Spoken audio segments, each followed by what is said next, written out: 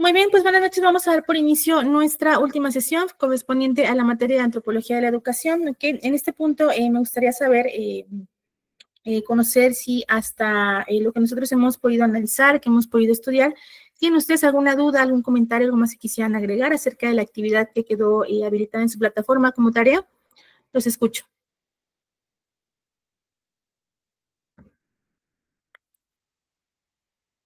Por mi parte nada, maestra, todo perfecto. Gracias, Susana. Muy bien. ¿Alguien más?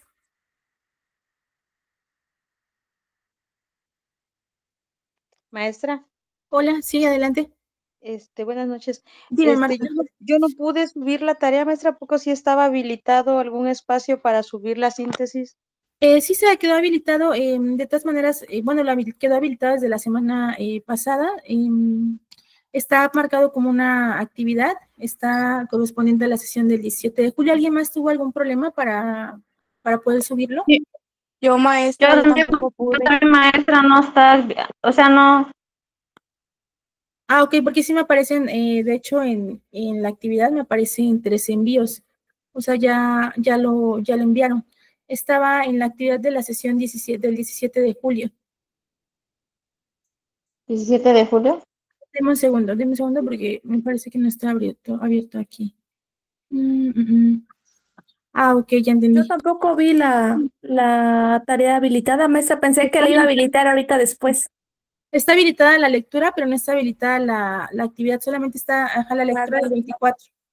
Ok, sí, no, una disculpa, no, quedó habilitada entonces únicamente la lectura y el material, ¿verdad? Y el video. Entonces, ahorita en un momento yo añado el espacio para que ustedes puedan habilitar, para que puedan así que subir esa actividad. Ok, sí, porque solamente está habilitado el 17 y está habilitada la lectura, ¿verdad? Pero con acceso a la lectura, ¿tuvieron algún problema para ingresar? No, ninguna, maestra, solamente no está habilitada para subirla. Sí, es lo que lo que estoy verificando. Entonces, ya nada más terminamos. Yo les habilito el espacio para que ustedes puedan habilitar esa actividad. ¿Ok? ¿Algún otro comentario, alguna otra duda que tengan respecto a esta actividad que quedó en plataforma de lectura? Porque hoy estaremos retomando algunos puntos acerca de eso. Entonces, me gustaría saber si tuvieron alguna situación, alguna duda, algún comentario que quisieran agregar al respecto. ¿No? Perfecto. Pues bueno, antes de iniciar, como recordarán ustedes, hoy es nuestra última sesión de la materia, motivo por el cual, como les había comentado en un principio, pues efectivamente nuestra evaluación va a quedar habilitada al término de la sesión, que ya está ahí programada, únicamente que está restringida para que ustedes puedan tener acceso hasta ella a partir de las 10 de la noche. ¿Ok? Entonces ya está ahí. Al final de la sesión les voy a estar explicando cómo es que lo estaremos trabajando. ¿Ok? Vamos a dar por inicio entonces a esta actividad que es correspondiente a esta sesión. De un momento voy a empezar a presentar. Me dicen si lo pueden ver, ¿ok? Denme un segundo. Ok, listo. ¿Sí podemos ver la pantalla? ¿Me pueden confirmar? Sí, maestra. Perfecto. Bueno, pues vamos entonces a empezar con esta temática que nosotros estaremos analizando el día de hoy y que precisamente tiene relación directa con esa actividad, con esa lectura que ustedes llevaron a cabo y con la actividad que pues imagino que ya terminaron, que únicamente queda pendiente pues habilitada en la plataforma, ¿no? ¿Qué tema es? La educación en México. Recordarán ustedes que como lo hemos estado estudiando desde un principio, pues gran parte de lo que tiene como finalidad, pues precisamente la antropología de la educación, es, lo mencionabas en un principio, en el hecho de estudiar estos contextos y las formas en las cuales se va a desarrollar este proceso de enseñanza-aprendizaje. Ahora bien, ya contextualizándose un poco y aterrizando todo esto que hemos visto, pues vamos a concretar esto, cómo es que pasa en México, ¿no? Cómo se da la educación y cómo ha ido en en esta evolución, ¿no? Que obviamente ha sido progresiva, en cómo ha sido la impartición de la educación, cómo se ha ido reformando, cómo se ha ido adecuando pues a las nuevas circunstancias y cómo lo hemos visto, ¿no? Esto parte de diferentes perspectivas que también son materia de estudio de la antropología, como cuáles pues los contextos culturales, los contextos económicos, los contextos geográficos, ¿no? Que de cierta manera van a tener injerencia directa en la forma en la cual se desarrollan estos procesos de enseñanza-aprendizaje, cómo se dan a cabo, cómo se llevan a cabo esas estrategias, cómo se adecuan los planes y programas, ¿no? para cada uno de los sistemas que se encuentran implementados. Ahora bien, ¿qué pasa? Vamos a empezar con este desarrollo histórico, analizando un poco acerca de cómo era la educación, ¿no?, en algunas culturas, ¿no?, en el paso de los años. Vamos a empezar primero estudiando cómo era la educación de los mayas, ¿no? En esta cultura, pues la educación, al igual que en otras culturas que convergieron en esa época, sí, en ese periodo, ¿cómo empezaba? Pues en el núcleo básico, ¿no?, con los cuidados primarios en la familia, ¿no? ¿Por qué? Porque a los niños se les enseñaba, si bien es cierto, de una manera, pues, de formación familiar. ¿Cómo era esto? Pues se les enseñaba a través de relatos, ¿no?, de narraciones, que evidentemente eran compartidas por parte de las personas, pues, de mayor edad, ¿no?, por parte de los ancianos, que eran considerados, pues, los más sabios dentro de estas tribus, ¿no? Ellos enseñaban a través de relatos, de experiencias, de cuentos, ¿no? De igual manera, los padres o los formadores, pues, tenían que enseñarles a sus hijos, pues, estamos hablando a través de la ejemplificación, a través de la imitación, sí, y la práctica. ¿Pero qué se enseñaba? En este momento no estamos hablando, o en este punto, no se está hablando de enseñar contenidos académicos, más que nada se enseñaba acerca de otro tipo de conocimientos que eran útiles para esa época, como cuáles, pues la agricultura, la cacería, la pesca y la navegación. ¿Por qué? Porque en esta época, pues ya sabemos efectivamente que pues ya el hombre de cierta manera ya es sedentario, por eso precisamente se dio esta formación de las culturas. Hasta antes de esto sabemos y reconocemos que el hombre tenía esta característica de ser nómada, es decir, iba de un lado a otro, ¿ok? Y vemos entonces cómo a partir de la aparición, pues, de la agricultura, de la conformación de los diferentes tribus, ¿no?, de que el hombre empieza a cazar, a formarse en ciertos grupos, pues se da entonces a través de un desarrollo histórico que se empiezan a formar diferentes culturas. Esto a la vez trae con ello, desde el punto de vista de la enseñanza, ¿no?, del compartimiento de saberes, pues este cambio y esta forma de enseñanza que se tenía, ¿sí? Nuevamente reitero, no había una enseñanza en contenidos académicos, pero sí en una enseñanza dada de la ejemplificación, de la imitación, pero en cuestiones que se ocupaban en la vida práctica, ¿no? Cuestiones que ocupaban o que para ellos eran útiles, como cuáles, pues la agricultura, ¿no? El hecho de tener que conseguir y por sus propias manos valerse, ¿no?, de lo que ellos necesitaban para sobrevivir, ¿no? ¿Qué pasaba? Hasta antes de los 12 años se daba ese tipo de educación. Cuando los miembros de esta cultura cumplían 12 años, entraban a una escuela, ¿no? En esta característica muy importante que esta escuela era de dos tipos, ¿no? Era diferente, ¿no? En un primer momento, ¿si alguien prendió su micrófono por ahí? ¿No? Muy bien. ¿Qué pasaba? La disciplina entre los mayas estaba basada en una sociedad teocrática, ¿no? Esta cultura, por regla general, ejerce un control extremo de todos los ámbitos de su vida, ¿sí?, de sus miembros desde muy temprana edad, ¿ok? Estamos viendo entonces cómo la formación empezaba desde muy pequeños y una vez que ellos cumplían los 12 años ya podían ingresar a lo que llamaban una escuela, ¿no? ¿Qué pasa? A partir de los 4 años, ¿no?, es cuando se les empezaba a enseñar este culto, este respeto por los diferentes dioses, ¿sí?, o deidades a los cuales ellos alababan, ¿no? Y de igual manera a las demás costumbres que se tenían en la sociedad, ¿no? Esto habla precisamente de esta cuestión teocrática, el hecho de que ellos creían, alababan a diferentes dioses, a múltiples, ¿no? Entonces, desde este momento, desde los 4 años se les enseñaba precisamente, se les formaba en esa cultura, en esas creencias, en esas deidades, ¿no? Y de igual manera se les empezaba la formación, como se los he mencionado, pues en el hecho de enseñarles actividades como la agricultura, la pesca, ¿no? Cuestiones que les iban a ayudar para sacar adelante, ¿no?, para solventar necesidades básicas, ¿no? Y a partir de los 12 años, como he dicho, pues ingresaban a la escuela, ¿no? Y de cierta manera se les empezaban a asignar, se les empezaba a tener esa independencia de darles algún tipo de tareas, de asignaciones que iban a realizar en compañía de adultos, ¿no? ¿Qué tipo de tareas de asignaciones? Pues el hecho de empezar a practicar estas labores de agricultura, ¿no?, de pesca, ¿no? Pero en todo momento, dada la edad que se manifestaban, pues eran acompañados o supervisados por adultos, ¿no? Y como yo les decía, cuando se cumplía la edad de 12 años, tanto varones como mujeres eran de una manera formal admitidos como adultos dentro de una sociedad, motivo por el cual entonces podían asistir a la escuela, ¿sí? El hecho de que ya fueran considerados como adultos dentro de una sociedad, sí, se tenía que hacer a través de una ceremonia, ¿no? Que ellos denominaban Caput Sihir, o lo que es la bajada del dios. ¿Por qué se llama esto? Porque lleva este nombre, recordarán entonces que veíamos líneas anteriores, que eran agrupaciones, eran sociedades, eran culturas que de cierta manera eran teocráticas, es decir, centraban todos sus conocimientos, toda la existencia, todo el origen de lo que ellos pensaban en la existencia de dioses o deidades. ¿Okay? ¿Qué pasaba en este momento cuando ellos eran considerados o cuando ya alcanzaban esta edad? Pues a los jóvenes se les retiraba de su casa, ¿sí? De casa de sus padres. ¿Para qué? Para que terminaran de aprender las labores del hogar, a las mujeres. Y a los hombres, ¿sí?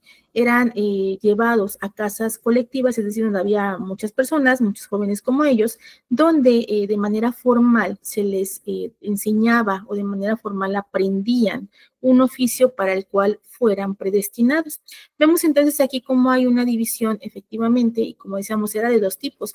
Una era para los varones y otra era para las mujeres. A ambos, a partir de los 12 años, al ser considerados ya miembros útiles de una sociedad, sí, entendido esto como adultos, entonces se les conducía a una tipo casa de retiro donde confluían con demás miembros de su edad, y entonces a las mujeres se les daba una formación, sí, basada en el hecho de que terminaran de aprender, terminaran de practicar y se terminaran de formar en labores del hogar, y por tanto a los hombres llevaban un tipo de educación diferente, porque a ellos se les formaba en el arte o en el oficio a la cual fueran destinados, ¿no? Esa era la forma de, los métodos o la forma en la cual se educaba o se formaba, ¿no? Estamos hablando en este punto que no había de cierta manera una educación que tuviera o que fuera estrictamente de contenidos académicos, ¿no? Era más que nada en la formación de las labores, de las tareas a las cuales pues tenían que estar predestinados, ¿no? Posteriormente vamos a ver entonces cómo era la educación en los aztecas, ¿no? En esta cultura, sí, lo que se buscaba de manera particular, de manera principal, pues era como actividad fundamental, era formar la personalidad del individuo, ¿no? Esto cómo lo traducían ellos, sí, era más que nada el hecho de formarlos en esta cuestión de los valores, de la concientización, ¿no? Formar nuevamente la personalidad que le iba a ayudar para salir adelante, ¿no? Esta educación considerada desde un punto de vista activa, integral, también donde confluían diferentes circunstancias y que en todo momento estaba guiada por dos principios, ¿no? El primero que era el del autocontrol, ¿no? Este autocontrol que las personas o que en ese momento debían ejercer, ¿no? Sobre ellas mismas. Se educaba precisamente sobre lo que ellos creían que era muy importante, ¿sí? El autocontrol que las personas debían tener, ¿no? Y ahí como podemos ver el primer ejemplo que efectivamente la preocupación o estaban centrados en formar la personalidad, ¿sí? De cada uno de los individuos. Lo principal que ellos pretendían formar en ese momento era el autocontrol, el hecho de que las personas pudieran medirse a ellas mismas. ¿Cómo se educaba en autocontrol en esa época, no? A través de una serie de privaciones, ¿sí? A las cuales se debía acostumbrar el niño, ¿no? Y de esa manera iba a alcanzar un conocimiento pleno de sí mismo y de lo que podía llegar a ser, ¿no? Esto inclusive a base de repetidas exhortaciones, es decir, pues llamadas de atención, regaños, ¿no? Por parte de sus formadores, de sus padres o de sus maestros, ¿no? Ese era el principal. Y lo podemos ver aquí a partir de los 12 años. Había una división aquí en esta cultura que podemos encontrar el Tepochcali y el Calmecac, ¿no? En los aztecas, el método de enseñanza se basaba precisamente en el consejo, ¿no? Una cuestión meramente verbal, se basaba también en el convencimiento y la persuasión, más que un método de educación que fuera impuesto. Ellos lo que intentaban era basar este tipo de enseñanza en la persuasión, es decir, convencer al individuo, ¿sí? De desarrollar este tipo de conocimientos, ¿ok? ¿Qué pasaba con esto? El aprendizaje daba inicio precisamente con una vía de un consejo, ¿sí? Que era dado por el padre o que era dado por un maestro, ¿no? ¿De qué manera? Mediante una técnica expositiva, ¿no? Y esto era en esa época pues altamente efectivo, ¿no? Ya que los aztecas tenían esa particularidad, esa idea de que a través de la expresión física, ¿no? De los artes argumentativas, a través de la palabra y el pensamiento, ¿sí? Habría una congruencia, es decir, pensaban que había que tener congruencia entre la palabra física, el pensamiento y el conocimiento, para que entonces se considerara que había congruencia. Y una vez abriendo congruencia, se consideraba que se hablaba con la verdad, ¿no? Y esta parte de hablar con la verdad llevaba entonces a que precisamente pudieran persuadir a los individuos, ¿sí?, de realizar o de aprender ciertas cosas. Ellos consideraban de cierta manera gran parte de lo que ellos realizaban el fundamento en la técnica expositiva, que consistía precisamente esa técnica efectiva en que existiera una congruencia en la transmisión de lo que se pensaba, es decir, congruencia en el pensamiento, congruencia en lo que se expresaba verbalmente y lo que el cuerpo manifestaba, ¿ok? Ellos entendían que si había congruencia en estos tres situaciones, en estos tres elementos, entonces se entendía que estaban hablando con la verdad, ¿no? Y este era el método que en esa época pues consideraban ellos que era pues de mayor relevancia, ¿no? ¿Cuáles fueron las principales características de estos métodos o de la educación en esta época, ¿no?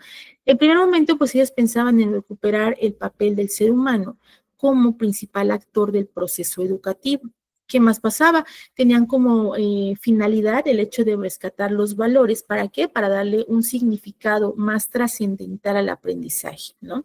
Utilizaban ya para su época lo que podemos considerar metodologías didácticas congruentes con lo que eran los contenidos de aprendizaje, ¿no? Vemos uno que era su técnica expositiva, ¿no? ¿Cómo era su método? Educar a través del consejo, educar a través de las expresiones, educar a través del ejemplo, ¿no? Otra característica muy importante de la educación de esta época era que llamaban al hombre, ¿no?, al verdadero puesto que le corresponde dentro de la naturaleza, ¿no?, y el papel que cumple dentro de la creación, es decir, lo ubicaban en el contexto en el cual él tenía que realizarse, en el cual él se desenvolvía para que de esta manera fuera un individuo útil para el contexto en el cual se estaba desarrollando.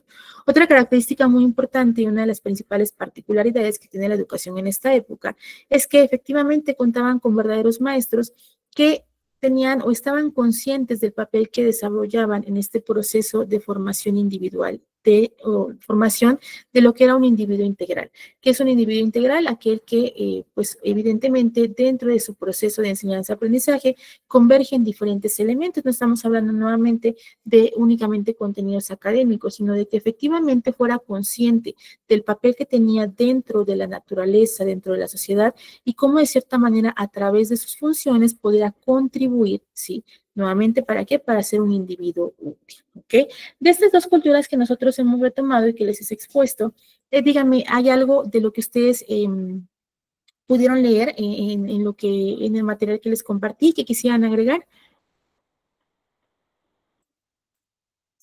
Los escucho.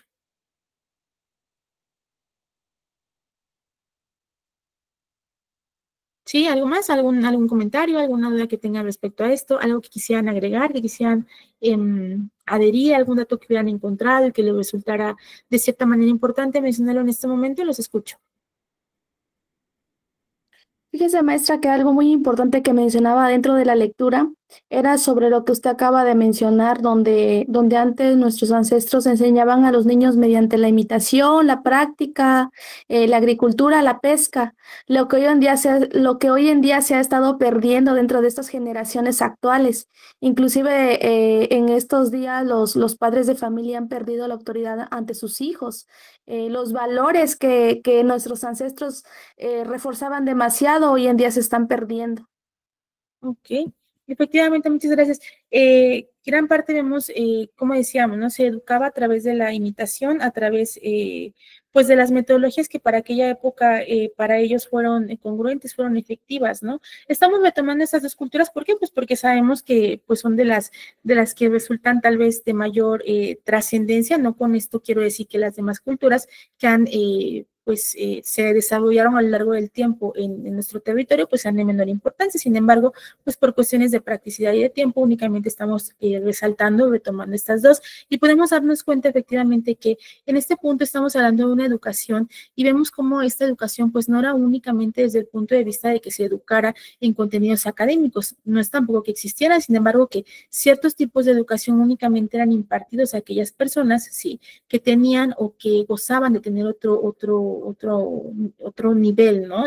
Dentro de las clases que se estaban estructurando en ese momento, ¿no? Y efectivamente, pues podemos ver, como tú lo mencionas, cómo es que esa enseñanza o esa educación, ¿sí? Pues se basaba precisamente en enseñar artes, oficios, ¿no? Que para aquella época eran importantes, y vemos cómo entonces gran parte de lo que los aztecas consideran importante es el hecho de que el individuo, aparte de que aprenda, sea consciente del espacio que ocupa en la naturaleza y cómo va a poder entonces ser un individuo útil a través de los conocimientos que puede ir adquiriendo, pero no solamente eso, sino también transmitiendo.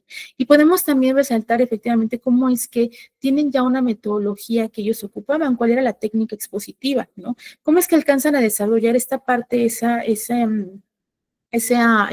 finalidad o esa característica de considerar ellos que las personas que dicen la verdad son congruentes, ¿no? O se demuestra que son congruentes. ¿Por qué? Porque hay congruencia entre lo que dicen, el lenguaje verbal, entre lo que piensan, ¿no? Las ideas y el lenguaje corporal. Y cuando se logra entonces concatenar esas tres características en el método expositivo, es cuando pueden entonces ellos decir que llevan a cabo esta cuestión del hecho de persuadir, ¿no? Y estamos hablando cómo educar, cómo se está educando, no desde un método impositivo, ¿no? Sino desde la persuasión. ¿Y qué es la persuasión? El hecho de convencer al otro, ¿no? Acerca de lo que se está diciendo, y no solamente de convencerlo, sino de lograr que adopte para sí mismo lo que se le está intentando transferir, ¿no? Transmitir. Entonces, vemos y podemos resaltar efectivamente cómo esas son características importantes de estas dos culturas que nosotros hemos retomado hoy con la finalidad de estudiar cómo fue o cómo se dieron estos procesos y en evolución, ¿ok? Ahora vamos a continuar con la educación durante la colonia, ¿ok? Recuerden que estamos analizando esto desde lo que es el contexto, ¿no? Lo que es el contexto de nuestro país, ¿ok? Esta época pues va a comprender en estos años que abarcan desde lo que es la conquista hasta cuando se logra la independencia, ¿no? Entonces, durante la colonia, la educación fue asumida por diferentes órdenes religiosas, ¿no? Eran con fines evangelizadores, ¿ok? De este primer párrafo, ¿alguien podría explicarme por qué se dio, por qué idea tienen, por qué se dio esta educación de esta manera durante la colonia? ¿Por qué consideran que se dio así? Si ya dijimos que la colonia fue aquel periodo que abarca por ahí de 1521, que fue cuando inicia este periodo de conquista en el Estado mexicano y termina cuando se alcanza la independencia, ¿no? Es el periodo de la colonia. ¿Por qué consideran que durante la colonia la educación fue asumida por diferentes órdenes religiosas? ¿Por qué ellos se tomaron esa atribución, ¿no? De precisamente asumir estas órdenes religiosas? ¿Qué fue lo que sucedió? ¿Y por qué creen que fue únicamente la educación con fines evangelizadores? Maestra, Adelante. Pues prácticamente, ay, perdón. bueno, es que Ah, fue porque estaba, como América era un continente nuevo para ellos, para los españoles, tenían que ellos, evangelizarnos, meternos sus ideas religiosas, porque recordemos que en Mesoamérica, la religión era politeísta, querían muchos dioses, y ellos querían un solo Dios, eran muy diferentes. Entonces, por esa razón, ahí no fueron ellos llegando por esa parte de la religión. Aplicaron efectivamente, esa estrategia. Ajá. efectivamente, ¿no? Muchísimas gracias. ¿Alguien más quería participar? Muy bien. Como tú lo mencionas, y efectivamente, ¿no? Esta parte de la colonia, lo que algunos historiadores llaman la conquista, ¿no? Algunos otros más lo llaman invasión, ¿no? Y ha habido por ahí una serie pues de encuentros, ¿no? Entre diferentes historiadores, diferentes opiniones, que bien señalan que no fue una conquista, más bien fue una invasión, ¿no? Esa laguna en el norte que le vamos a dar, pues vamos a dejarlo abierto porque no es materia de nuestra sesión, sin embargo, era importante puntualizarlo. ¿Qué pasó? Y como lo dijeron, ¿no? Esta educación durante la colonia fue asumida por diferentes órdenes religiosas y efectivamente estaba el antecedente de que antes de eso, pues era una religión politeísta, es decir, pues se tenían muchas deidades, ¿no? Muchos dioses. Para todos los fenómenos que se podían no explicar, pues había deidades, ¿no? ¿Qué pasa cuando llegan los españoles? Pues lo primero que realizan es destruir completamente todo, ¿no? Quemar códices, destruir construcciones, destruir todo lo que había respecto a eso, ¿no? Y entonces se empieza precisamente a asumir, a intentar evangelizar, ¿no? A instruir en la religión, ¿no? Y esto empieza también por la educación. La educación viene a ser ese campo, no únicamente en la cuestión de gobierno, no únicamente en la cuestión de comercio, también en la educación se empieza a tener esa injerencia de lo que es la religión, ¿no? Y a través de la religión, sí, las diferentes órdenes religiosas que existían en esa época, sí, que precisamente vienen de los españoles y llegan a México, esas diferentes órdenes religiosas empiezan a educar, sí, a adiestrar, pero en artes y oficios, ¿no? Ahora bien, ¿qué sucede en el último tercio del siglo XVIII, ¿no? Influido por las ideas de la Ilustración, el gobierno real fundó diferentes colegios, universidades, ¿no? Y se empezaron a crear las primeras escuelas de educación básica gratuitas, ¿no? En este caso, las primeras escuelas que se empiezan a crear, pues hay aquí una división, porque unas eran para niños y otras eran para niños, ¿ok? Es así como empieza de esta manera, ¿sí? Y la educación en esta época es meramente restringida, meramente conectada con lo que es la religión, dado precisamente esta época, ¿no? De conquista, esta época de colonización que vive el Estado mexicano. Ahora, una vez que termina la colonia, sí, la colonia, recordemos que termina cuando México alcanza su independencia, ¿no? ¿Qué pasa después de la independencia? Sabemos que efectivamente pues hubo una reestructuración en todo, tanto en el sistema de gobierno, en los órdenes de gobierno, ¿no? En la forma de distribución de poder, ¿no? En la forma económica. El país tuvo que reestructurarse y evidentemente pues también la educación. Vemos entonces aquí cómo es que hay un cambio derivado de un proceso sociocultural, ¿sí? Este proceso cultural fue precisamente pues esta batalla, esta lucha, ¿no? Que también es materia de estudio de la antropología de la educación. ¿Qué pasa después de la independencia? ¿Sí? La educación posindependencia. En este periodo, ¿sí? La educación primaria se extiende a gran parte del país, es decir, ahora no únicamente va a ser una situación o la educación no únicamente va a ser una formación en artes o oficios, ¿no? Ya va a ser lo que precisamente se empieza a dilucidar, ¿no? Como lo que es un derecho. Esto atraviesa también porque recordemos que de la mano va un proceso de lo que llamamos el constitucionalismo mexicano, ¿no? Este constitucionalismo mexicano que quiere decir, sí, la declaración de las primeras constituciones, la declaración de Apatzingán, no la de 1821, la de 1917, ¿no? Reconociendo a la Constitución como la ley suprema de un país, ¿no? Entonces, esta constitución, este proceso de constitucionalización va de la mano. ¿Y qué tiene que ver con la educación? Pues precisamente que en todo este proceso de constitucionalización, ¿sí? Se reconoce en estas diferentes constituciones que existieron desde sus inicios, se empieza a reconocer este derecho que tienen todas las personas de acceso a la educación.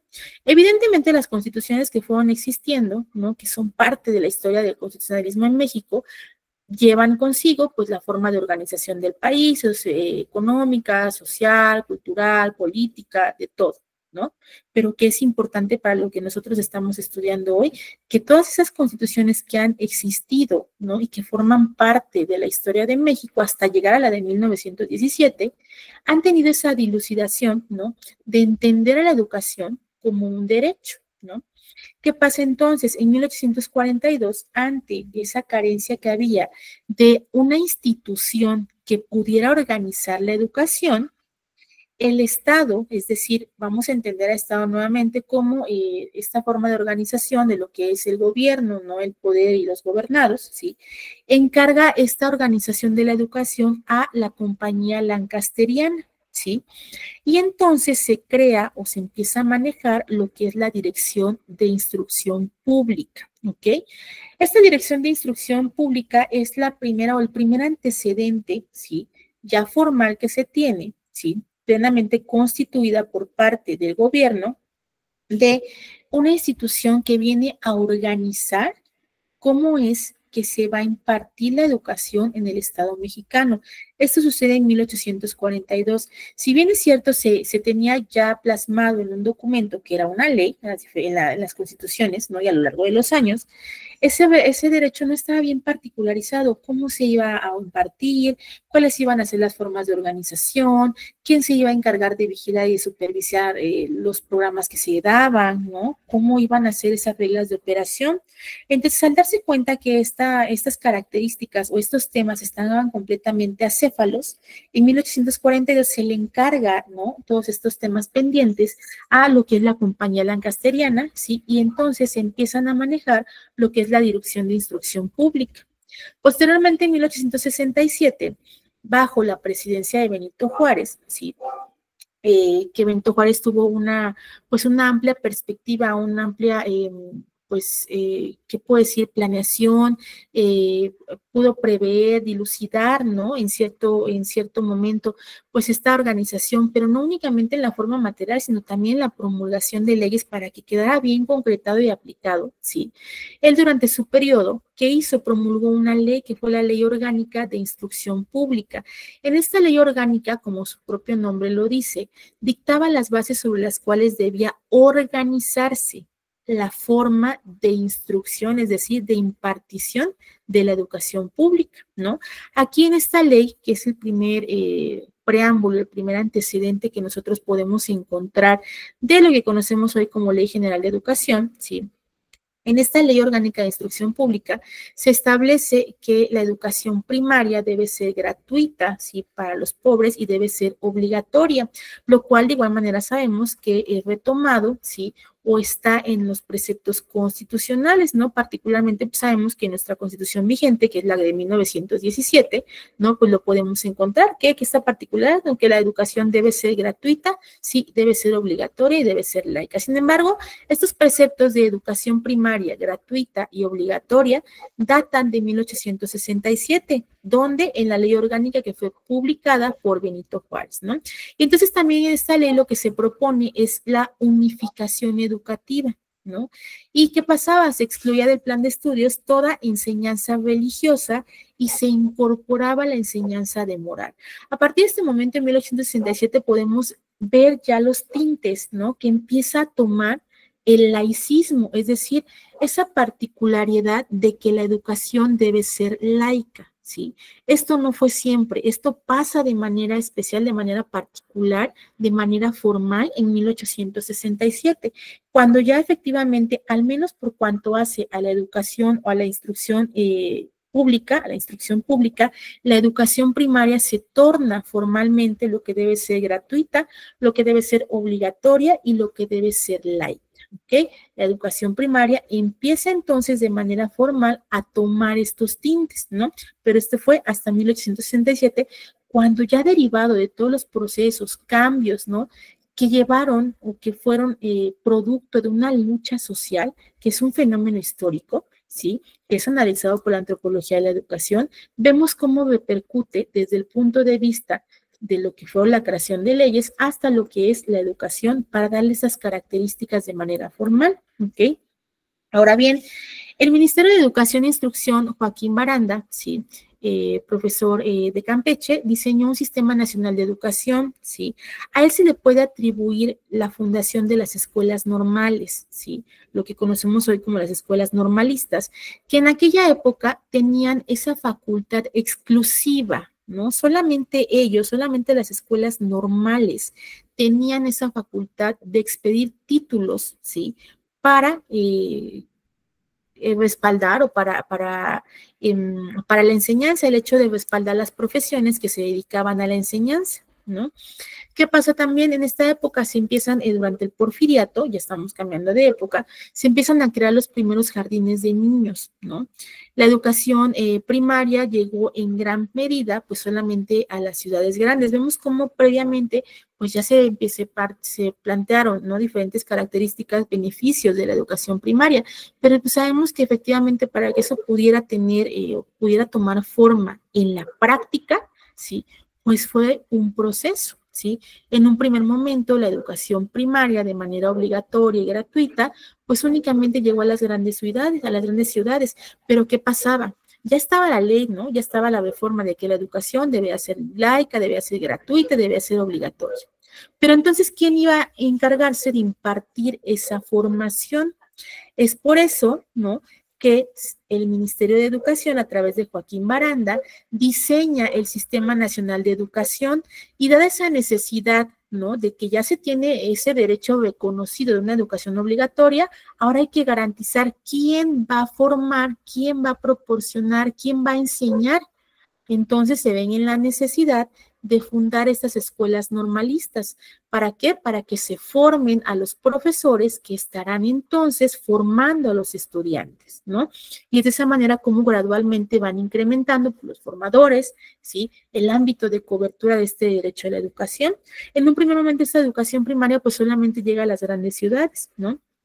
Entonces, se privilegió el auge a la educación superior, aparecen posteriormente las preparatorias en casi todo el país y de igual manera las escuelas normales en todos los estados, ¿ok?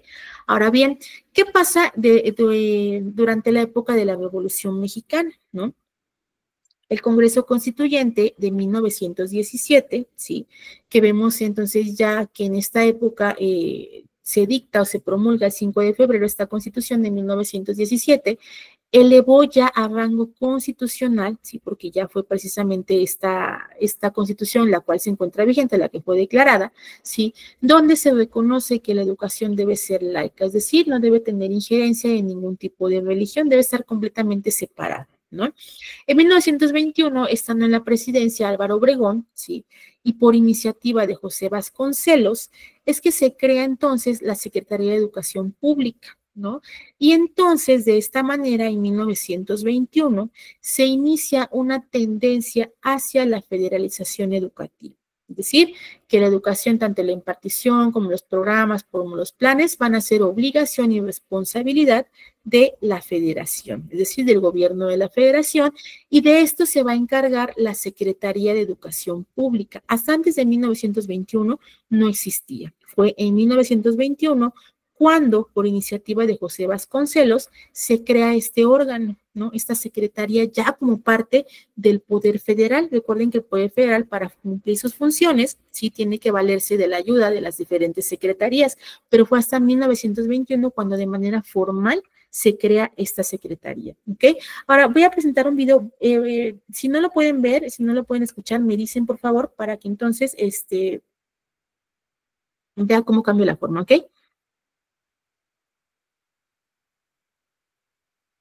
Denme un segundo.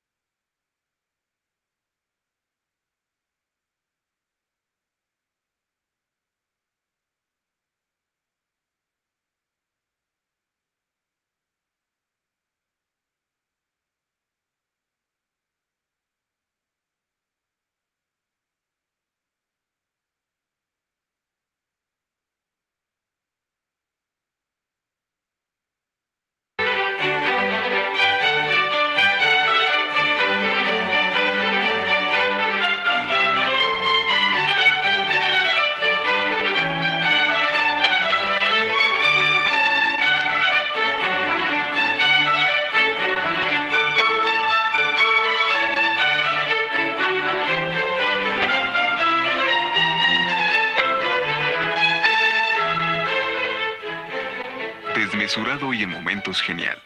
Así describe Emanuel Carballo, en muy pocas palabras, al controvertido escritor, filósofo, político, periodista, historiador y educador que fuera José Vasconcelos Calderón. De todas esas facetas que forman la compleja personalidad de Vasconcelos, nos interesa destacar la de educador. En efecto, la trascendencia de este hombre se revela en su obra educadora, integral y única en su género.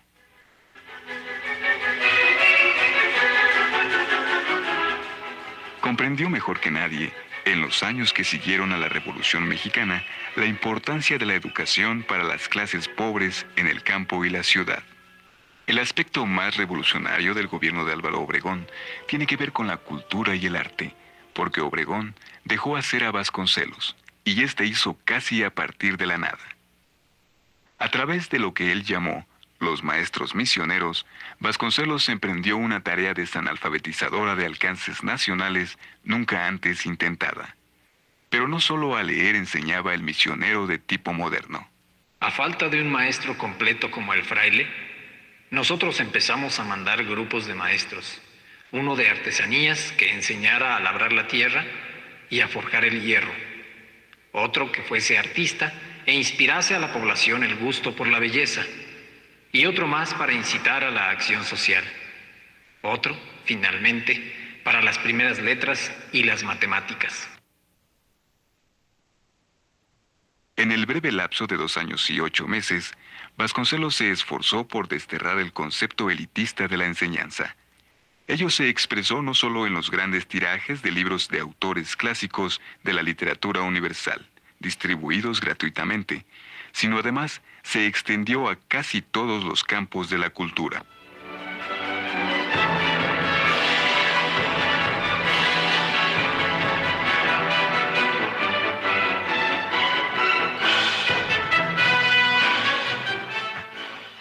Estimuló la música y a los músicos, mediante la organización de numerosas audiciones, y estableció las clases de canto y de baile desde la instrucción primaria. Cosa similar hizo con otras artes como la escultura y la arquitectura. Admirador y entusiasta de las artes y artesanías populares hasta entonces ignoradas por las personas cultas, estimuló su producción y preservación en las escuelas públicas, sin desatender la enseñanza de oficios industriales como la ebanistería y la tipografía. También ofreció los muros de los edificios estatales a los pintores, para que realicen en ellos un arte monumental y público, un arte que narre con lenguaje propio la historia de nuestro pueblo. Consciente de que las mejores obras literarias no son panaceas inmediatas para mejorar una sociedad embrutecida por las guerras civiles, la explotación de siglos y la opresión de los dictadores, Vasconcelos cimentó su ambicioso y vasto plan educativo en la formación de maestros, la edificación de escuelas y bibliotecas públicas, hasta en los rincones más alejados del país. La ignorancia es la causa de la injusticia, y la educación suprema, igualitaria, es la mejor aliada de la justicia. Maestro y tirano son dos términos que se excluyen. En cambio, libertador y maestro son sinónimos. Por eso los pueblos libres veneran a sus maestros y se preocupan por el adelanto de sus escuelas. Vista desde la perspectiva de hoy, su labor sorprende por su realismo y audacia. Deudor de Lunacharsky, primer comisario de educación de la Unión Soviética, José Vasconcelos Calderón, el polémico Ulises criollo que revolucionara la enseñanza en nuestro país, muere en México, Distrito Federal, en 1959, a la edad de 76 años.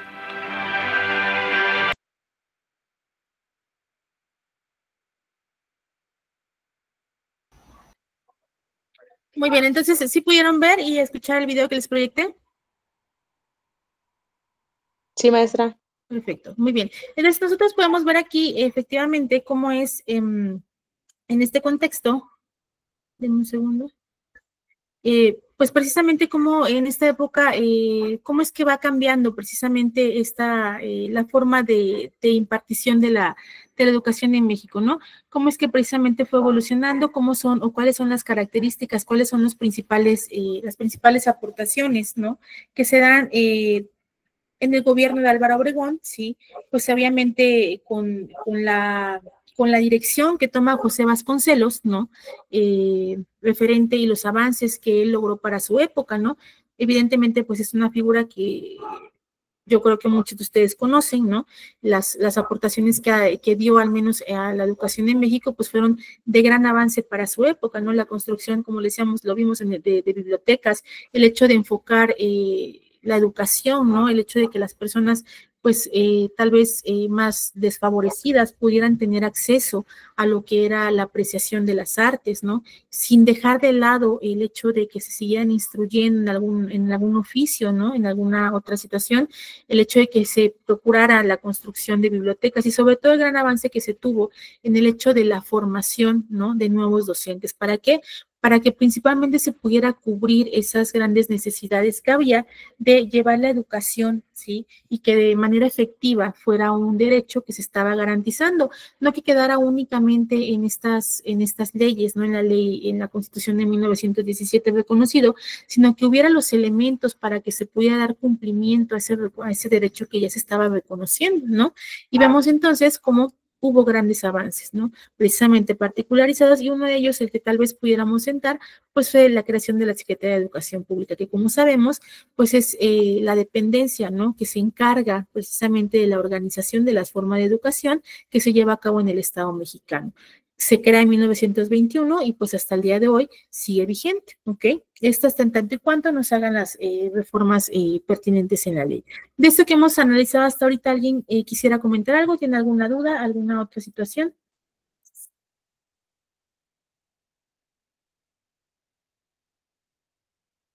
No, vamos a continuar entonces. Muy bien. Ahora bien, ¿qué pasa posteriormente? Vemos aquí entonces que durante el gobierno de Lázaro Cárdenas, que se da de 1934 a 1940, hay una modificación al artículo 3º constitucional, ¿no? Que sabemos efectivamente que es el parteaguas o la base del reconocimiento del derecho a la educación, ¿no? Aquí en esta modificación que se realiza en esta época, sí se da lugar a una educación socialista, ¿no? Y en este texto constitucional, en el artículo 3º, obliga a las escuelas privadas a seguir los programas oficiales, ¿ok? Es decir, el hecho de que ya se empieza a reconocer la educación pública, también la educación privada, pero se exige que las instituciones de educación privada se vayan acatando a los programas oficiales que se encuentran establecidos, ¿ok? Se destaca durante este mandato de Lázaro Cárdenas la fundación de lo que es el Instituto Politécnico Nacional, ¿no? Y de otro tipo de establecimientos tecnológicos y la creación del Instituto de Antropología e Historia y lo que es el Colegio de México, ¿ok? Se da esta precursión en lo que es la educación superior, ¿no? Y diferentes institutos que de igual manera se dedican a la investigación y a la educación. Ahora bien, vamos a analizar un poco de lo que sucedió durante el sexenio de Miguel Alemán Valdés, ¿no? ¿Qué sucede de 1946 a 1952? ¿Qué pasa? Se crea el Instituto Nacional Indigenista, lo que era el INI, ¿sí? La Asociación Nacional de Universidades e Institutos de Enseñanza Superior, el Centro Regional de Educación de Adultos y Alfabetización para América Latina, ¿no? Y en esta época, nuevamente, el artículo 3º constitucional, que es la base de la educación en México, sufre una nueva reforma, ¿sí? En 1946, ¿por qué? Se van a suprimir la educación socialista que vemos que viene en el sexenio anterior, ¿sí? Y en su lugar se postula un nuevo principio, ¿no? Que ahora va a ser una educación integral, una educación científica, una educación democrática, nacional, basada en la libertad, la justicia, la paz, para mejorar la convivencia humana. Lo que quiero que ustedes puedan apreciar con esta comparativa que estamos realizando de lo que sucede en el sexenio de Lázaro Cárdenas y en el sexenio de Miguel Alemán Valdés, se pueden dar cuenta que hay reformas al artículo 3º constitucional. Como lo hemos mencionado, el artículo 3º constitucional es la base del sistema educativo en México. Es donde se está reconociendo ese derecho y la forma de impartición. ¿Okay? Cualquier reforma que se realice a este artículo va a reformar completamente la forma en la que se imparte la instrucción o la educación en el Estado mexicano, y lo podemos ver aquí. En un primer momento, Lázaro Cárdenas, en este sexenio, se hace esta reforma y se le da entonces una visualización, una característica de educación socialista. En el sexenio de Miguel Valdés se reforma este artículo y ahora la educación se le da otra perspectiva, ¿no? Se suprime el carácter de socialista y entonces ahora viene a ser una educación integral, ¿sí? Que debe ser científica, debe ser democrática, debe ser nacional, debe estar basada en la libertad, en la justicia y en la paz. Esto con la finalidad de mejorar la convivencia humana. Evidentemente, el hecho de hacer estas reformas constitucionales en estas características o bases de la educación viene a implicar el hecho de que se cambie la organización, se hagan reformas en planes y programas, se hagan reestructuras en la forma de las metodologías en las cuales se estaba impartiendo la educación en México, ¿no? Ahora bien, el sistema educativo, sí, ha sufrido también expansiones, ¿no? Evidentemente, ¿no? Tenemos aquí que la Ley Federal de Educación, que viene a organizar la educación desde el punto de vista federal, es decir, de todo el Estado mexicano, y que tiene su fundamento en el tercero constitucional, en 1973 establece que la educación es un servicio de carácter público, ¿no? Y que este servicio lo tiene que ejercer el Estado, ¿sí? Pero también la iniciativa privada, ¿sí? Bajo las condiciones que el Estado señale. Es decir, la Ley Federal de Educación reconoce que efectivamente la educación es un derecho al cual tienen acceso todas las personas. Se reconoce también que la educación es pública y es privada, pero se garantiza en y se obliga, ¿sí? A que las instituciones de educación privada, ¿sí? Tienen que quedar supeditadas a lo que el Estado determine, ¿sí? De igual manera, esta Ley Federal de Educación de 1973 viene a organizar lo que es el Sistema Educativo Nacional, ¿ok? Establece la función social educativa, las bases del proceso educativo y los derechos y obligaciones sobre estas materias de educación. Esta Ley Federal de Educación viene a reiterar que la educación debe ser gratuita, ¿sí? Es decir, toda la educación que imparte el Estado debe tener el carácter de gratuita, ¿ok? De igual manera, reconoce este derecho que tienen todos los habitantes, ¿sí? Del Estado para recibir la educación en la misma oportunidad, en las mismas condiciones. Y se establece en esta Ley Federal de Educación las modalidades diferentes de educación, es decir, modalidad escolar, modalidad extraescolar y también se vienen a particularizar los procedimientos de revalidación y equivalencia de estudios, ¿ok? Y se asegura con todo esto el principio de lo que es la libertad educativa, es decir, que las personas para ejercer este derecho de acceso a la educación podrán elegir, ¿sí? Las formas de educación que mejor les convengan. Con esto es el hecho de tener acceso a una educación pública o bien a una institución privada, garantizando entonces que las instituciones de educación privada se van, ¿sí? A adecuar a lo que marque el Estado, ¿ok? Y con esto es importante analizar en este contexto por qué se da el hecho de que si bien es cierto se marca que la educación es pública, ¿por qué existen las instituciones de carácter privado? ¿Sí? Porque efectivamente, de acuerdo a los diferentes estudios sociológicos, se tiene esa premisa, ¿sí? Que los sistemas educativos de carácter público no alcanzan a tener la cobertura completa del total de población, ¿sí? Que tiene o debe tener derecho a la educación en cualquiera de los niveles, ¿ok? Básico, medio superior o superior, ¿ok? Dada esta poca o la no basta cobertura, ¿sí? De las personas que deben tener derecho a la educación por el sistema público, pues entonces es que existen las educaciones, el sistema de educación particular o privada, ¿no? ¿Para qué? Para que efectivamente se garantice ese acceso al derecho a educación de todas las personas, lo cual de igual manera viene a garantizar, ¿sí? La libertad educativa, nuevamente el hecho de que las personas puedan elegir, ¿sí? Si van a acceder a un sistema público o a un sistema particular, ¿ok? Esa es la forma. Hasta este punto, ¿alguien tiene alguna duda acerca de lo que les he mencionado? ¿Algún comentario que quieran realizar acerca de lo que nosotros hemos analizado hasta el día de hoy? Los escucho.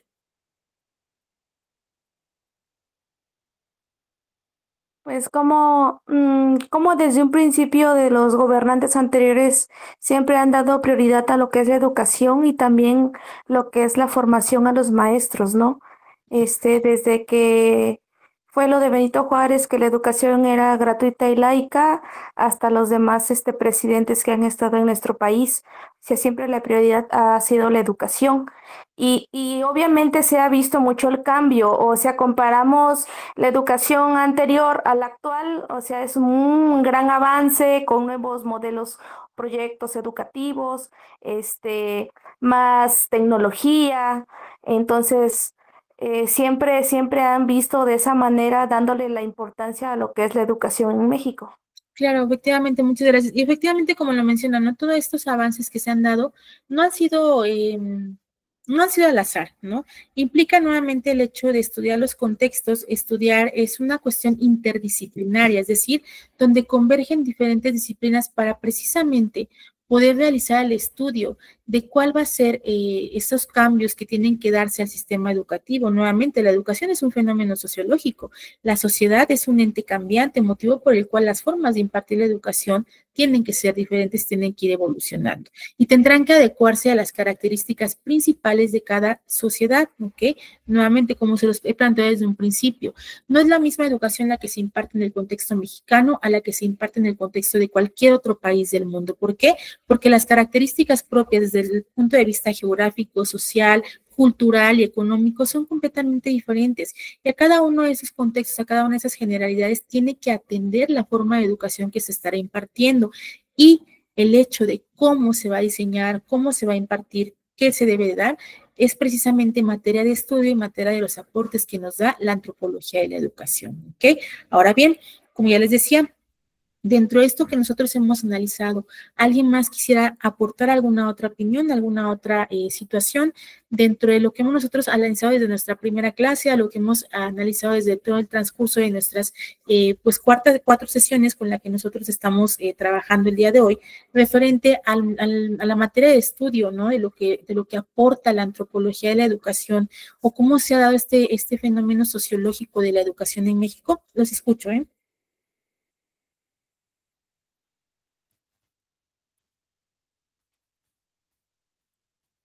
¿Sí? ¿Alguien más quiere participar? ¿No? Perfecto. Vamos a continuar entonces con, en este sentido, ¿y en qué recae todo esto, no? En lo que es precisamente la práctica educativa, ¿no? ¿Y qué es la práctica educativa, no? Esta práctica educativa se va a conceptualizar como un conjunto de soluciones, ¿no? A un problema de que es cómo enseñar, ¿no? Si bien es cierto, ya vimos que pues existen, ¿no? Las diferentes, los sistemas de educación, los modelos, ¿no? Los modelos educativos, porque lo podemos apreciar hasta hace unos momentos que yo les decía, el hecho de que se han reformado el artículo 3º constitucional, vimos cómo pasó, o los dos ejemplos que citamos, de una educación socialista a una educación integral, basada en la justicia y en la equidad, a lo que nosotros podemos avanzar a ver el día de hoy, ¿no? Con lo que hemos multicitado la nueva escuela mexicana. Todo esto se da precisamente por estos cambios sociológicos, estas reformas, ¿no? Que provienen precisamente de esos cambios que ha experimentado la sociedad. Ahora bien, ¿cómo se va a materializar y cómo se va a aterrizar? Porque si bien es cierto, ya está en la ley, ya está descrito cuáles van a ser las características de la educación, también es bien cierto que hay otra cuestión muy importante. ¿Cómo se va a materializar todas esas características que tiene la educación? Pues va a ser a través de la práctica educativa, ¿no? ¿Y qué es la práctica educativa? Pues ese conjunto de soluciones, ¿no? Al problema de cómo enseñar, ¿no? Ya están las características, ya está el modelo, ahora, ¿cómo se va a enseñar? ¿No? Y entonces esta práctica educativa, mediante la práctica educativa se van a describir algunos determinantes de este tipo de práctica, ¿no? Entre ellos, pues va a influir mucho la experiencia del docente, ¿no? La naturaleza de la disciplina que se está enseñando y sobre todo interviene lo que es el conocimiento pedagógico, ¿no? Estas tres características van a influir de manera directa en la práctica educativa, es decir, el conjunto de soluciones a esta problemática de cómo enseñar lo que ya se encuentra pues particularizado, ¿no? Los métodos, las metodologías, el modelo educativo, pero ahora ¿cómo se va a llevar todo eso a la práctica? Pues va a ser a través de lo que es la práctica educativa, ¿no? Esta práctica educativa, como se los decía, definido como un proceso de solución, ¿no? De problemas en los cuales el profesor va a ser un agente que utiliza su conocimiento tácito, es decir, lo que ha practicado, lo que lleva, lo que ha estudiado, ¿para qué? Para resolver ese problema de cómo lograr las metas educativas, los aprendizajes esperados, ¿no? El hecho del desarrollo de las competencias, ¿no? Los objetivos que se planteen en un programa, ¿no? De la materia que está impartiendo y que forman parte de un plan de estudios, ¿no? Y sobre todo la filosofía que la institución educativa tiene planteada. Entonces, esta práctica educativa va a estar unida o va a lograr concatenar, ¿sí? Cuando se lleva a cabo una práctica educativa exitosa, vaya a lograr concatenar tanto, ¿sí? El hecho del conocimiento del docente, ¿no? Aplicado, ¿no? En el hecho de lograr esas metas educativas, los conocimientos esperados. Y esto es básico porque efectivamente parte de las metas educativas, ¿sí? El hecho de lograr esos conocimientos esperados, pues viene a ser lo que nosotros nos podemos dar cuenta que de cierta manera, pues se va a medir, ¿no? Es el éxito de la educación, el hecho de lo que se mida en el aprendizaje del alumno, ¿no? Obviamente, este aprendizaje, pues, ¿cómo se va a lograr? A través del éxito de la práctica educativa, que de manera exitosa lo podemos plantear como cuando el profesor, a través de los conocimientos que tiene, pues va a lograr resolver estos problemas acerca de cómo concretar esas metas educativas que se tienen, esos aprendizajes esperados, esos desarrollos de competencias, y siempre involucrando en todo esto, pues, la filosofía de la institución educativa, ¿no? Y eso es lo que vamos a entender como una práctica educativa. Ahora bien, dígame, hasta este punto, ¿alguien tiene alguna duda, algún comentario que quisiera realizar, alguna otra situación que quisiera exponer de lo que hemos platicado el día de hoy, de lo que hemos visualizado el día de hoy, o inclusive de lo que ustedes analizaron en el texto que yo les habilité, del cual ya realizaron su actividad? Los escucho.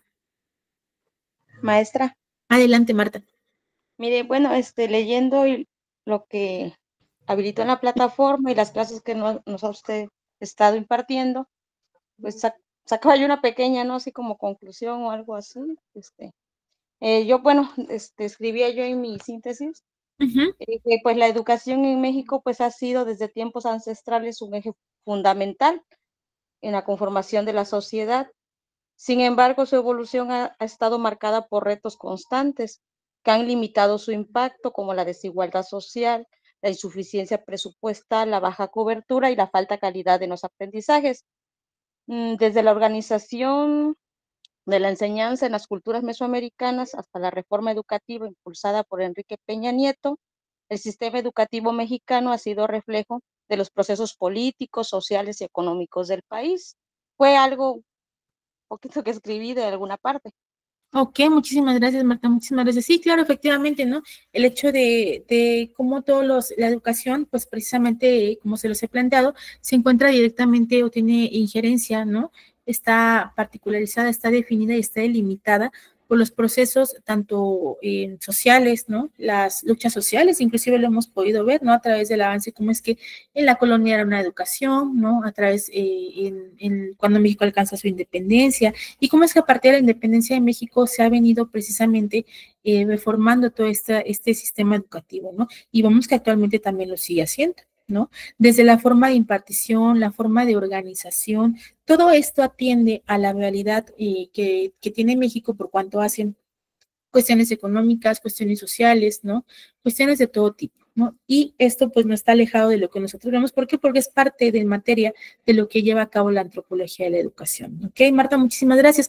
¿Alguien más que quisiera participar? Fíjese, maestra, que también mencionaba algo muy importante sobre cómo ha venido evolucionando ahorita lo que es el derecho a la educación, que antes las mujeres no tenían este privilegio, ¿no? De estudiar. Ellas tenían que estar sumisas al hombre, dedicarse al hogar, de una manera, una cierta edad, pues ellas también tenían que tener una familia, ¿no? Y hoy en día las mujeres luchan y son profesionales y buscan la manera de recibir una educación. Entonces es algo muy, muy cambiado dentro del ámbito educativo, el derecho de la educación para las mujeres también, que tanto hombres como mujeres tengan el mismo derecho.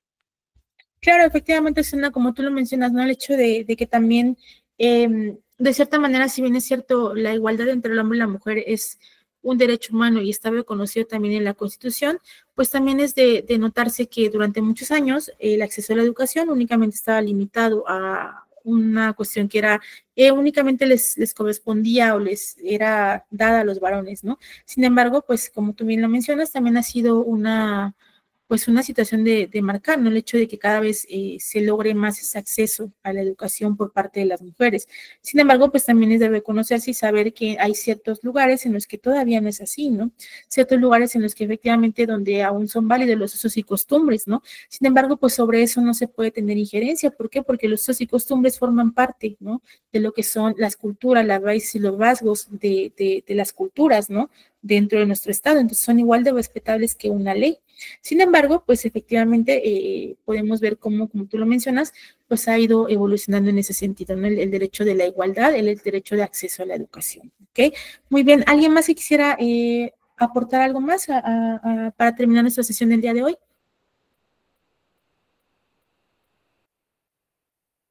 ¿No? Para que los invite. Adelante, ¿quién? Buenas noches. Hola, Mayra, buenas noches, adelante. Nuestro país es una educación. Se ha tratado de copiar modelos de otros países, de ser lo mejor posible, pero desafortunadamente la política influye mucho, porque también pone trabas en la educación. Como decía Vasconcelos, José Vasconcelos, que el vínculo más ignorante sea, es mucho mejor para el gobierno, porque así no podemos defender nuestros derechos. Entonces sí, la verdad le falta muchos cambios a nuestra educación, que muchos maestros tienen la iniciativa, pero el mismo gobierno pone esas trabas. Y por eso siento que no hemos podido avanzar como nosotros querramos. Y por eso es que a veces nos quedamos estancados delante de otros países. Pero no porque uno no quiera como maestro, sino que el mismo gobierno nos limita a la infraestructura, a ciertos conocimientos, la comunicación, la tecnología, la falta de recursos pues, económicos también de los padres de familia. Y así quisieran los niños aprender, pero si no hay de dónde, pues cómo. Desde mi punto de vista. Claro, efectivamente, ya vimos, como yo les decía, ¿no? La educación pues es meramente pues depende de muchas circunstancias, muchos factores, y lo veíamos en nuestra primera sesión, va a depender de los diferentes contextos en los cuales se desarrolle la persona, ¿no? Efectivamente, también el hecho de, si bien es cierto, está en la ley, pues también les hablé en algún momento de las políticas públicas, ¿no? Cómo es que los diferentes gobiernos van a llevar a la práctica lo que está plasmado en la ley, qué estrategias van a implementar para que efectivamente se cubran estos derechos, ¿no? Y como eso les mencionaba en alguna ocasión, es de analizarse, es de reflexionar, más que nada, no de criticar, de reflexionar. ¿Cómo es que algo tan importante como es el recurso, ¿no? La inversión que se realiza en educación para infraestructura, para capacitación, para pago de docentes, ¿no? De mayores contrataciones, ¿no? Pues vemos cómo actualmente se ha reducido completamente en el Estado mexicano. Sin esto, obviamente, sin socavar, sin menospreciar, pues que efectivamente desde el punto de vista de las cuestiones de apoyo, ¿no? Como son las diferentes becas, como es todo eso, pues sí, efectivamente ha aumentado. Sin embargo, pues es como una balanza, ¿no? Mientras por un lado aumenta, en el otro disminuye, porque es un presupuesto, al final de cuentas, el que se tiene, ¿no? Y así como ha aumentado en una cuestión, pues, de apoyos, ¿no? Que se otorgan, también podemos particularizar y analizar, no lo digo yo, lo dicen los números, cómo es que ha disminuido el capital que se inyecta o que se va para lo que es la educación en México, disminuyendo entonces de lo que se recomienda en una media mundial, que es de un 4% del Producto Interno Bruto, y pues en México apenas si llegamos al 3%, ¿no? Entonces, nuevamente, son muchos factores que se tienen que analizar, como yo les decía, desde los económicos, los geográficos, los culturales, ¿no? Los históricos también, ¿no? Que de cierta manera pues tienen repercusión en lo que son las características o la forma de la educación en México, ¿no? Pasa lo mismo en ciertos momentos, pues se ve muy bonito, ¿no? El nuevo modelo educativo, la nueva escuela mexicana, ¿no? El hecho de las tecnologías, ¿no? Pero hay que considerar también que pues van a pasar algún tiempo para que efectivamente se tengan las condiciones para el desarrollo de esa nueva metodología. Y quién sabe, igual y cuando ya llegue el tiempo en lo cual esté avanzado, se esté preparando, pues venga otra reforma, ¿no? Así como lo hemos analizado, como las dos que analizamos, primero la socialista, luego la integral. No sabemos efectivamente en qué momento nuevamente se va a reformar, ¿sí? las bases sobre las cuales se sienta la educación en México. Sin embargo, pues sí es de notar, y concluyendo un poco con este tema, pues el hecho de que la educación tiene en ella injerencia los contextos en los cuales se vive en cada sociedad, en cada país, ¿no? Analizamos ya un poco de nuestro contexto mexicano y vemos cómo cada uno de esos factores, particularmente, sí, cómo se ha ido desarrollando el sistema educativo en México. Y nuevamente les decía, no es cuestión del azar, no es cuestión de que lo hayan determinado porque sí, o algún vidente haya dicho esto es lo mejor, ¿no? Se ha estudiado, se lleva a cabo el estudio de los diferentes contextos, de las diferentes situaciones que convergen para tomar en consideración cuáles van a ser las mejores formas y los mejores contextos en los cuales se va a desarrollar un sistema educativo, ¿no? Entonces, todo esto, ¿quién va a apoyarlo? ¿Quién lo va a realizar? Pues la antropología de la educación. Nuevamente, no es que lo haga únicamente la antropología de la educación, yo les he dicho, es una labor interdisciplinaria. Sin embargo, parte muy importante de quien lo realiza, pues lo va a particularizar lo que es la antropología de la educación, ¿ok? Entonces, con esto vamos a dar por terminada nuestra sesión. Antes de eso, yo les voy a mostrar y les voy a enseñar en su plataforma. Quiero que me digan si lo pueden ver, por favor. Denme un segundo. ¿Sí pueden ver aquí la plataforma? Sí, maestro, sí se ve. Okay, muy bien. Entonces, aquí se van a poder dar cuenta, miren, aquí ya está habilitada el espacio para que ustedes suban su síntesis que realizaron. ¿Sí lo vemos? Ahí está, ya está aperturado, ¿ok? Posteriormente van a poder encontrar aquí, es nuestra última sesión, viene la sesión del día de hoy, el material que analizamos hoy, el video que estuvimos viendo el día de hoy, y por último viene ya lo que es la evaluación final. Este es un enlace que ustedes tienen que abrir para dar contestación, ¿ok? Este va a estar disponible a partir del día de hoy, a las 10 de la noche va a estar aperturado, y va a estar como fecha límite de entrega, es decir, o sea, el tiempo máximo para que ustedes lo puedan entregar, lo puedan mandar, va a ser el día domingo. Ahí van a encontrar las indicaciones de cómo realizarlo, ¿ok? ¿Qué les voy a pedir? Si alguien tiene, ya cuando lo terminen de hacer, no es necesario que ustedes suban captura, nada, simplemente ustedes registran sus respuestas y a mí me llega automáticamente, ¿ok? No es necesario nada más. Si alguien llega a tener algún problema de acceso, alguna situación con la evaluación, yo les pediría que me envíen un mensaje para que yo lo pueda verificar, ¿ok? Sin embargo, ya se encuentra habilitado, sin embargo, lo van a poder visualizar el día de hoy a partir de las 10 de la noche. ¿Qué les recomiendo? Hasta el momento en que ustedes lo vayan a contestar, ábranlo, porque si lo abren y no lo van a contestar y lo van a dejar por ahí, se les pierde, ya solamente es abrirlo una vez y contestarlo, ¿ok? Entonces, si lo van a abrir, y ya el enlace es que sea para que lo puedan, para que lo vayan a contestar, ¿ok? Entonces, esa es la recomendación que yo les doy. Van a llenar los datos que les pida ahí, y entonces que en automático cuando ustedes manden sus respuestas, a mí van a llegar, ¿ok? ¿Tienen alguna duda respecto a esto? No, maestra. Ok. Maestra. Adelante, Mayra, ¿me vas a decir algo? No, que no hay duda. Ah, muy bien. De todas maneras, cualquier otra situación, les digo, si tienen alguna complicación al momento de que lo vayan a abrir, me lo dicen. Si tienen alguna otra situación a que lo contestaron y tienen duda de que si se registró, porque luego pasa cualquier situación, me mandan mensaje y yo les contesto. Obviamente, de pronto me puedo llegar a tardar un poco, pero tengan la certeza que yo les voy a dar contestación, ¿ok? Entonces, de todas maneras, yo quedo al pendiente por cualquier otra duda, por cualquier otra situación. Pues yo me quedo pendiente de lo que tengan que comentar, ¿ok? Me quedo en espera de su actividad pendiente y, por tanto, de la contestación de la evaluación final, ¿ok? Entonces, si no hay otra situación que tocar, alguna otra duda y comentario que tengan, pues no me queda más que agradecerles todo el tiempo, la disposición, la apertura, la participación que tuvieron a lo largo de nuestras 4 sesiones. Para mí fue un gusto trabajar con ustedes, impartir esta materia, y pues no me queda más que desearles el mejor de los éxitos y pues que sigan perseverando en esta formación que están emprendiendo. Muchísimas gracias. Adelante, Marta. Disculpe, yo no tengo su número por cualquier Ok, déjamelo, lo pongo aquí en el chat si gusta, si tienes acceso al chat. Sí, tengo. Sí, Okay, ahí va a estar. Gracias. Listo, ya se los mandé, ¿ok? Gracias, maestra. Sí, a ti, Marta. Entonces, pues les agradezco mucho, ya saben que va al pendiente, y pues que tengan una excelente noche. Muchísimas gracias.